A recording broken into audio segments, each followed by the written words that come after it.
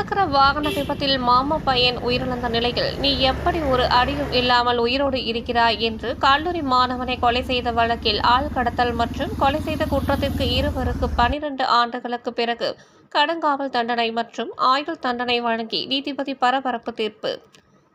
திருவண்ணாமலை மாவட்டம் மேல்சிங்கம் அடுத்த மண்ணாண்டிப்பட்டி கிராமத்தைச் சேர்ந்த விவசாயி ஆறுமுகம் மகன் வயது 19 அருள்குமார் 2013ஆம் ஆண்டு கல்லூரியில் பயின்று வந்துள்ளார்.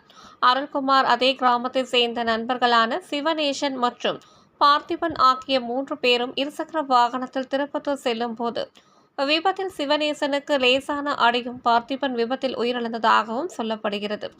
இந்த விபத்தில் அருள்குமாருக்கு எந்தவித அடியும் ஏற்படாததால் பார்த்திபனின் மாமா பையன் சதீஷ்குமார் பார்த்திபனின் மரணத்திற்கு அருள்குமார் தான் காரணம் என்று கருதி சதீஷ்குமாரின் நண்பர் விக்னேஷ் உதவியுடன் 2013ஆம் ஆண்டு செப்டம்பர் மாதம் அருள்குமாரை மேல்சிங்கம் அடுத்த பிஞ்சூர் காட்டுப்பகுதிக்கு அழைத்துச் சென்று கொலை செய்ததாக மேல்சிங்கம் காவல் நிலையத்தில் வழக்கு பதியப்பட்டு கடந்த 12 ஆண்டுகளாக வழக்கு நடைபெற்று வந்த நிலையில் திருவண்ணாமலை கூடுதல் மாவட்ட நீதிபதி கோபிநாத் முன்னிலையில் இன்று விசாரணைக்கு வந்தது.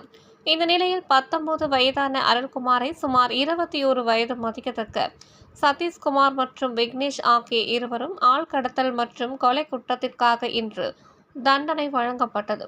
2013ஆம் ஆண்டு சம்பவம் நடைபெற்ற போது சதீஷ்குமார் சுமார் 22 வயதும் மற்றும் விக்னேஷுக்கு 21 வயதும் இருந்திருக்கலாம் என சொல்லப்படுகிறது.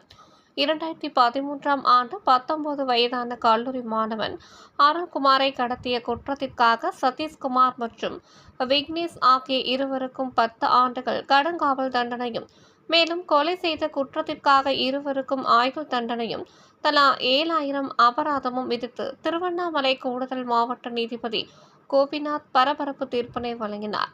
இந்த வழக்கில் அரசு தரப்பில் கூடுதல் அரசு குற்ற பொது வழக்கறிஞர் பழனி வாதாடி குற்றத்தினை நிரூபித்து குற்றவாளிக்கு தண்டனையை பெற்று தந்தார்.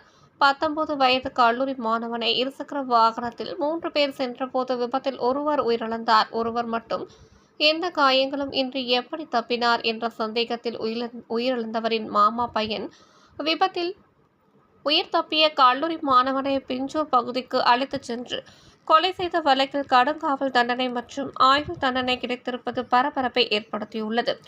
தீபமலையார் செய்திகளுக்காக தலைமை ஆசிரியர் வி மூர்த்தியுடன் செய்தி வாசிப்பாளர் வித்யா.